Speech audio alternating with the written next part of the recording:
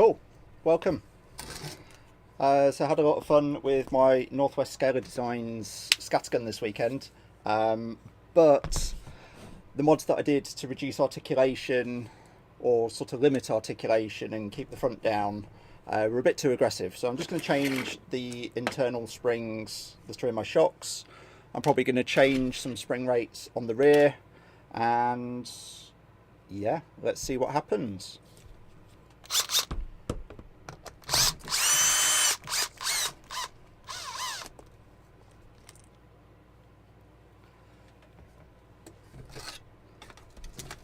Oh yeah, question from James Smith. Exactly what I just said a minute ago.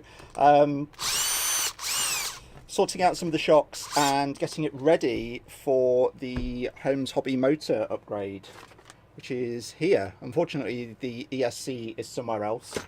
I've also got a video series coming out soon, which is about a budget brushless, of which the motor's lying around somewhere. So I've got this budget brushless outrunner, and the ESCs came 2 months early from China, so might even solder those up. I'll have to work out how I stream and film that at the same time, so that'll be interesting. But yeah, first going to get these shocks apart. I'll probably talk about the Proline Big Bore Scalar shocks, because I absolutely love them, and I'm not sure many people see the value in them, but when you see how good they are, you might change your mind. They are quite expensive, but only marginally more expensive than normal shocks. So just getting the wheels off.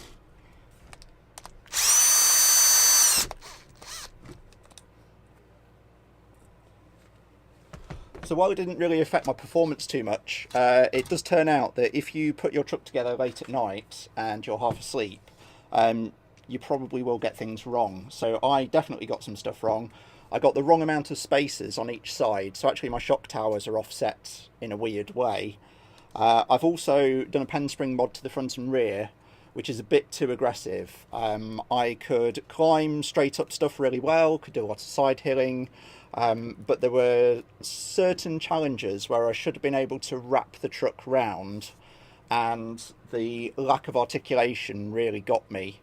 So I'm going to swap the springs out for a firmer spring on the rear, change the springs I'm using internally on both, and try and get a bit more extension, because this one is running a spring that limits the travel to 14mm, and actually I think I want to be more kind of like the 22mm travel, just so that the front does actually drop down a bit more on breakovers, because there was just this one obstacle out of everything that we did, where it was just not quite getting there. So yeah, we'll get those apart. Trusty mittling some of the tools out my bag as we go.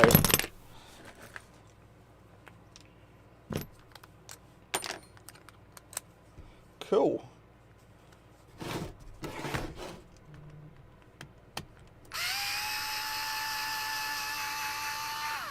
So as well as sorting out the springs, these shocks need to come off anyway because the spacers are all wonky on them. So I'm just going to get the spacers sorted out as well. And hopefully my camera's going to stay live as well. What I'll do is I'll try something new where I'm going to try, there we go,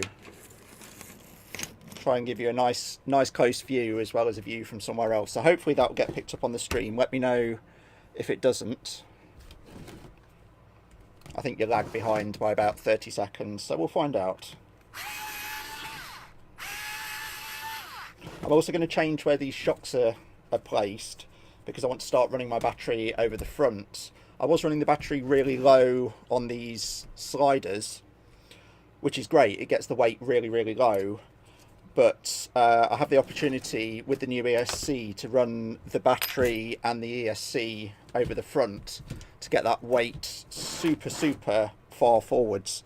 But then I do have the trade-off between the weight being a lot higher versus a lot lower further down here. So I'll evaluate that as we go. But now I've got the standoff off to get the shocks sorted. It's not the end of the world. Right, let's Just trying to make sure I've got the right amount of washers. So I'm using power tools to disassemble it, and then I might either use them carefully to reassemble or use hand tools to reassemble. Oops.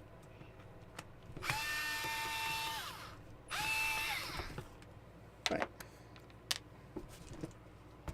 So once I get these two shocks off, I'll just show quite how aggressive I've gone with the pen spring mod. Now I'll swap my... It's another video coming out soon. I swapped my C-hubs and my knuckles. It's weird having this extra view. So I swapped my C-hubs and my knuckles, and they've got like a load of different suspension mounting points that I can use. So what I'm going to do is, I do have the shocks in a layback position, but then it's in the middle. So I might lift those up, and then when I put my standoff back in, then my battery should fit, because at the moment where the shocks mount up is trying to go through the battery. But that said, if I do keep the battery down low, then those shocks can lay over as much as they want. Right, get some paper out, get some gloves on.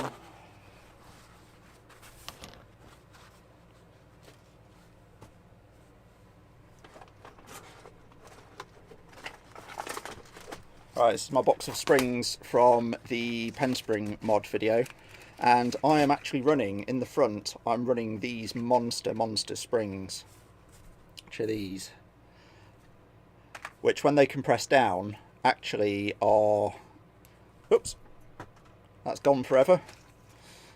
They are compressing down to about 12 mil, so I lose 12 mil of travel.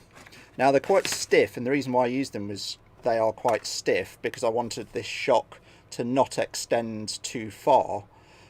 But instead what I'm going to do is I'm going to pair this shock spring, which actually is one of these, with a spring that feels stiffer but will compress down more.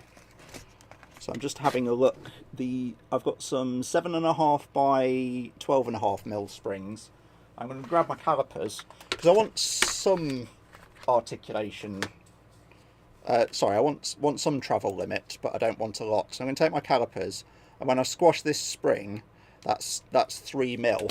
But that spring is much the same as this big spring here, and in fact I want a lot more resistance. So I'm going to try one of the other springs. I'm basically just going to go through all these springs until I find the one that is going to be best for my use. Now I could just pop these in, which are 5.5 by 17.5, and that's actually what's in the rear, but they're not quite enough. I want a similar resistance. Right, so these big ones are quite good, but they're 9.5 mil, so they're too big. So I think what I'm going to end up with is one of these chunky springs, which is a 7 by 19, and that's a nice progressive spring that's got way more compression than the one that I'm running at the moment.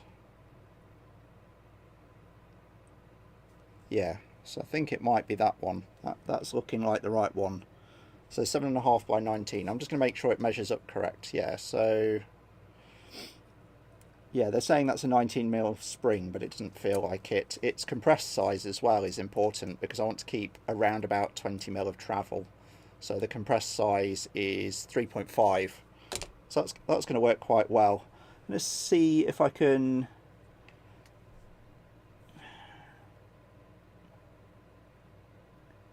Yeah, I haven't got the biggest selection. So these ones are 9.5 mil, but I think the internal bore of these shocks... Oh, that might actually fit. Yeah, I might have to see when I get the piston out whether I use this 9.5 by 19 mil, because that's got a lot of resistance and will do what I want, which is keep the shock trying to compress itself, but if it does need to articulate and it does push hard, that should work. So if that one fits, we're going to use 2 of those. What I'm going to do then is try and find some pliers and a bit of cardboard, which I usually have lying around. Use a bit of a Holmes Hobbies motor thing. Get the spring off this, get the top off this, and take a quick look.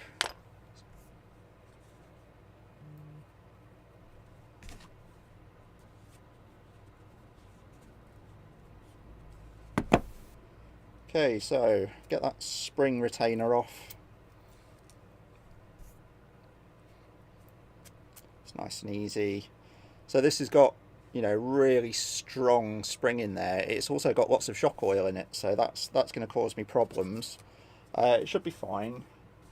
I'm not going to bother with gloves. I would normally bother with gloves, but I'm just going to have a few bits of extra rag around.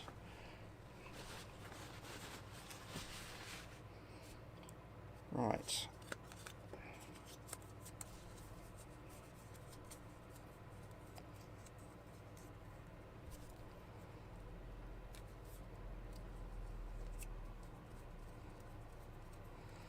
So yeah, so my last live stream was about a pen spring mod, and this one's about a pen spring mod, but that's just what I seem to be doing a lot of at the moment, so that's where I'm at. So we'll get this shock opened up, and then the trick here will be to hold my finger on the bottom so the shock oil doesn't pop out, and try and rescue as much shock oil as possible, because this is all good stuff. I don't want to lose that. And yeah, that's the spring I was running, which gave me a 14mm reduction in travel, which stopped the front end from lifting too high. But then I was having other issues. So I'm going to try this monster 9.5 by 19mm, and that fits great. Now the main thing is where the holes are on these big bore shocks. And if the spring blocks those holes, it's going to consistent damping. But actually the holes, most shocks are cut on the side. The holes are in the centre on this, so that spring is not going to cover those holes.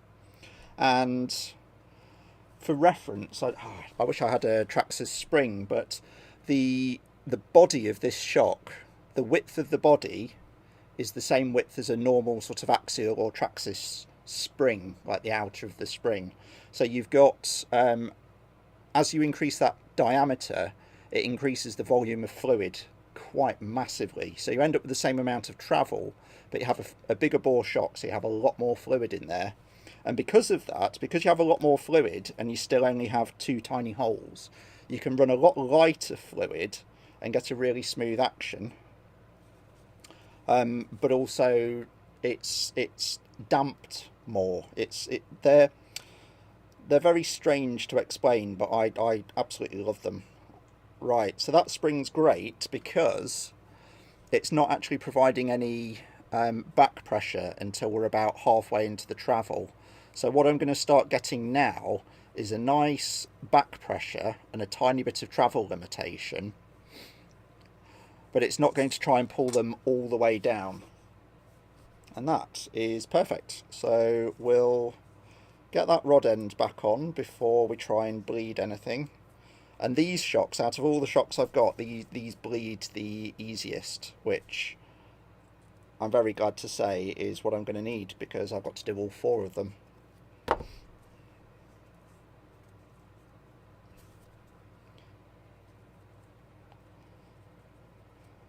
So how to describe this? So yeah, so what it's doing is it's giving me 2, I mean, they've already got dual rate springs on them, but it's giving me 2 spring rates, but it's also providing some upward pressure as well.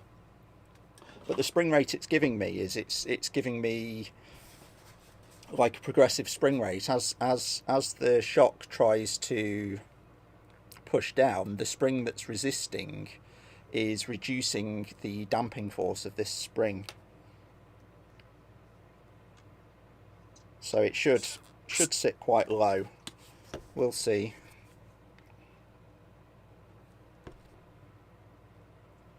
Like all shocks, you just do the standard, draw them up and down. It's taking a bit of practice getting used to this new camera angle, but yeah, you just draw them up and down, try and get all the bubbles out.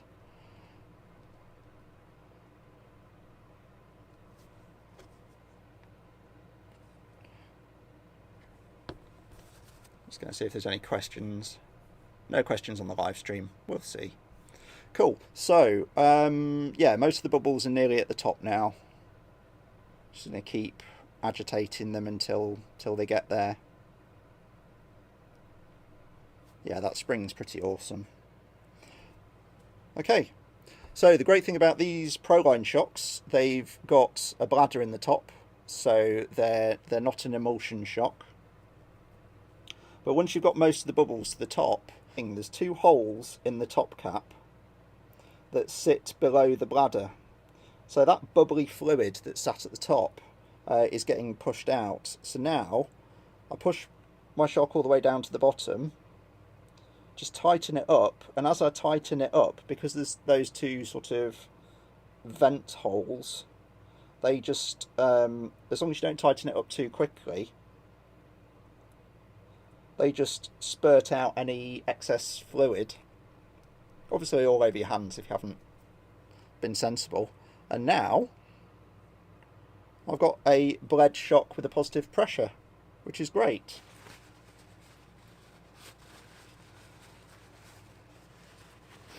And then just make sure I've got the right spring. I haven't picked up one of the stiff ones by accident. I think they're the stiff ones over there. Cool. In fact, I know which is the right spring because all the anodizing's been wiggled off. I know loads of people on low CG mods run their shocks upside down. I'm still not convinced by that because I don't want all my shock fluid to leak out. So I'm just going to put them on the normal way until someone convinces me the other way, any other way.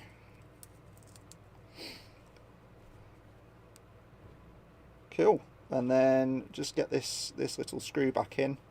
Make sure it goes in the right hole, right side.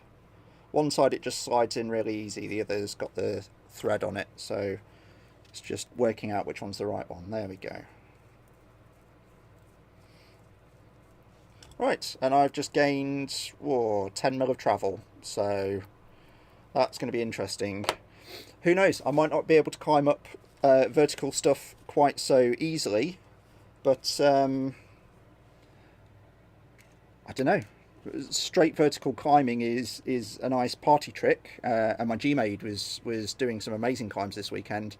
But for me, I just want to add a bit more balance because I was able to climb up some absolute ridiculous things this weekend, and now I've done it and now I've claimed it and they're all done, I can go off and try and find some balance. And it is a balance. Like every extra degree of climb that you tune into your rig, you're losing probably some side hill or something else.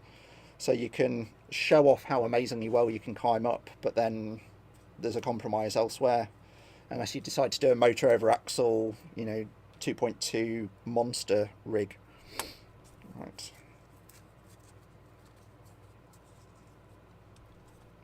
If you've not seen my pen spring mod, take a quick look at the rest of my videos. It goes through a lot of the theory as to why I'm doing this. But probably the next 10-15 minutes is going to be me just sorting out my shocks. And then we're going to look at putting them back on the truck. And then there'll be some soldering and messing around with brushless ESCs, maybe. I don't know. This is just Sunday night tinkering time. Chuck any questions in the chat if you want me to answer them.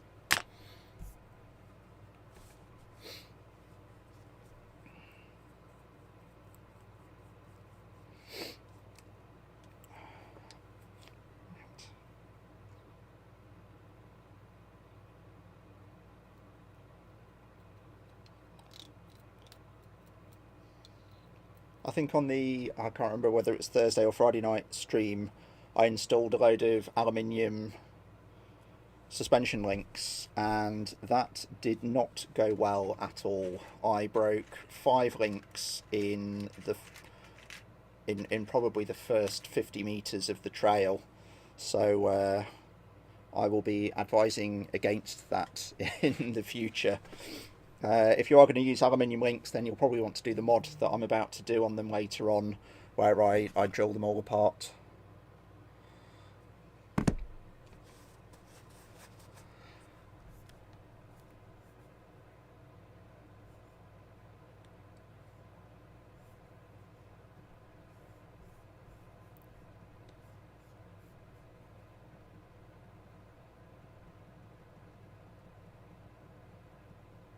Just dropping the bit rate on the streaming to see if I can get it to drop less frames. My wife's just told me that it's a bit jumpy.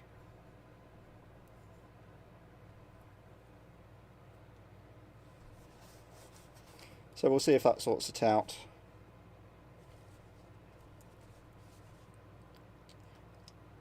So in case you've not caught the start, I'm just keeping my finger underneath to try and save as much oil as possible. Because even though I wasn't born in Yorkshire, I live in Yorkshire, so I have to be true to the stereotype and try and save as much money as possible.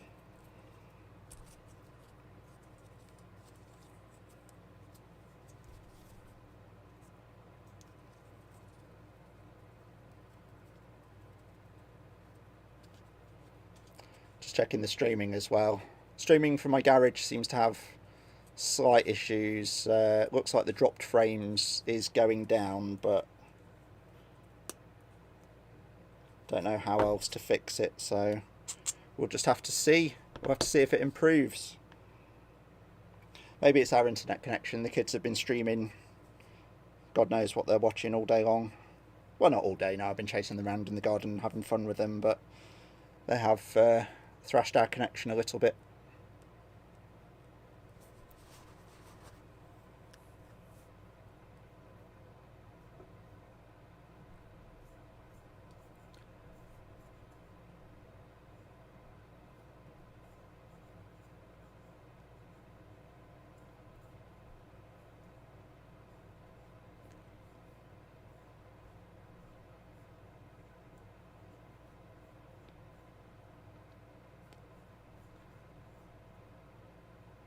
Not sure I can stream it any less jumpily. I'll have to have another look into it later.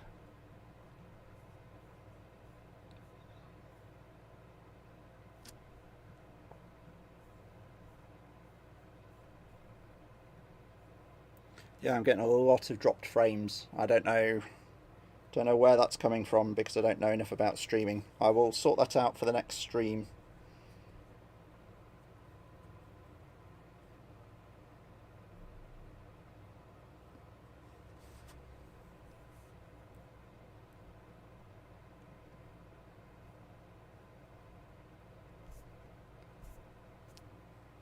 Right, yeah. Just going to bleed this one.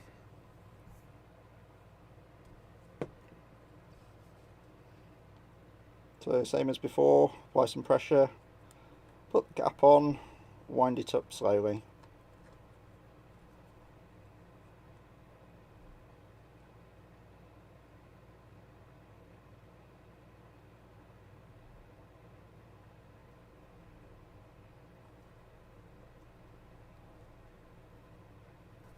There we go. Right, springs back on, retainer back on, get that screw back in.